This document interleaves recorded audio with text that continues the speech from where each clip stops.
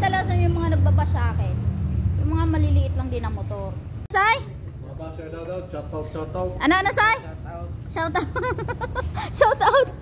Shout out sa mga basher. Mekaniko na, bata pa, mekaniko na, di ba? Oh.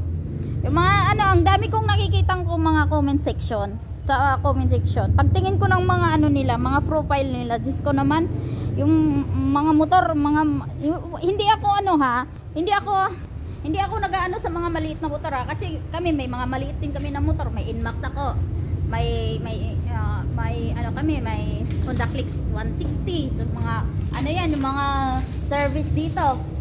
Ayun yung mga kadalasan yung mga nagbaba sa akin, yung mga maliliit lang din na motor.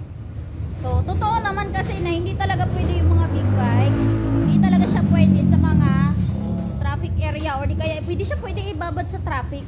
Oh. Subukan nyo ibabad sa traffic. O hindi ba iinit yung ano, hindi ba iinit yung mga motor nyo?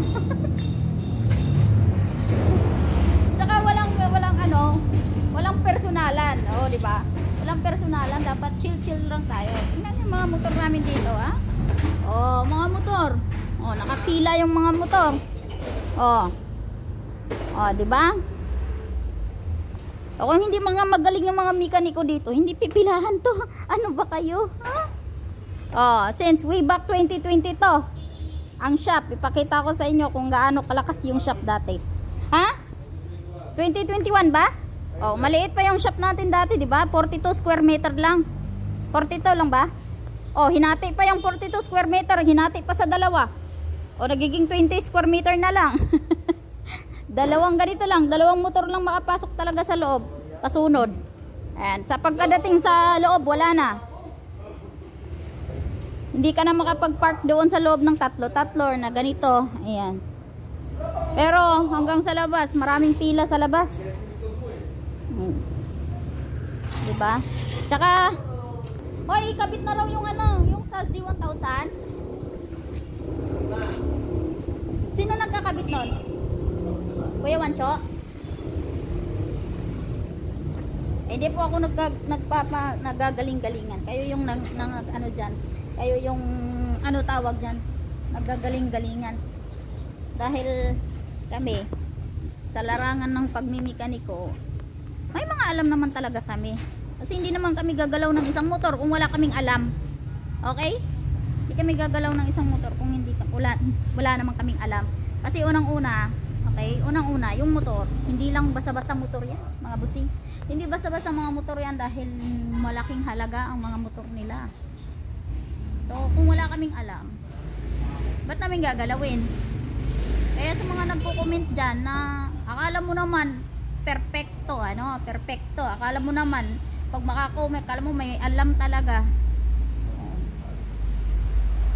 So, hindi po siya talaga advisable. Marami namang big bike na pwede sa ano, pwede sa traffic. Pero kadalasan talaga, lalo na sa mga ano, mga sports, ayan, hindi po talaga siya pwede sa ibabad sa masyado sa ano, sa traffic. Kasi mainit po yung big bike, hindi po siya ano, hindi katulad sa mga maliliit na motor na kahit ibabad mo ng 24 oras, lalaban 'yon. Ang big bike hindi po siya pwede. Kailangan po talaga na hindi po siya pwede ibabad sa traffic. Siya pwede. Kasi umiinit 'yon, mainit masyado yung big bike. So 'yun ang kadahilanan kung bakit minsan nag-overflow yung mga coolant nila. Ayan. Mga ganon. So nasa inyo na yan kung paano nyo i-accept sa sarili nyo eh. 'Di ba? Kami gumagawa lang naman kami ng since sa mga nakikita namin at sa alam namin, 'di ba? Yun talaga i-advise namin. Alam nga naman, advisean namin kayo na hindi namin alam. Syempre alam namin. 'Di ba? Ganun lang 'yun. Yung mga nagko-comment diyan, wag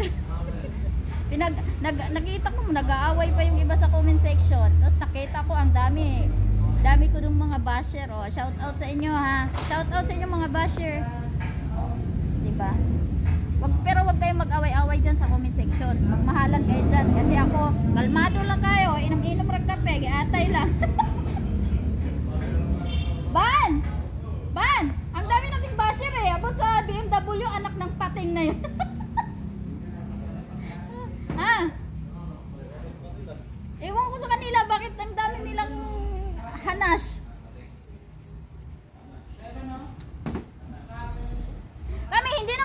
magsasabi kung hindi namin talaga alam? Ba't namin sasabihin sa inyo kung hindi naman talaga namin alam? Tsaka hindi kami gagawa ng big bag kung hindi namin alam. Oh, baka gusto nyo ipapababa ko yung makina. Yung mga yung nagsasabi diyan na hindi naman hindi daw kayo marunong gumawa ng motor. Nagbababa kami ng makina, ng motor. Ilang piraso ng motor na pa-pull out namin dito na galing sa sabog. No, ikaw kaya mong gawin. Nagmamalaki ka, oh. Kompleto yan, ha.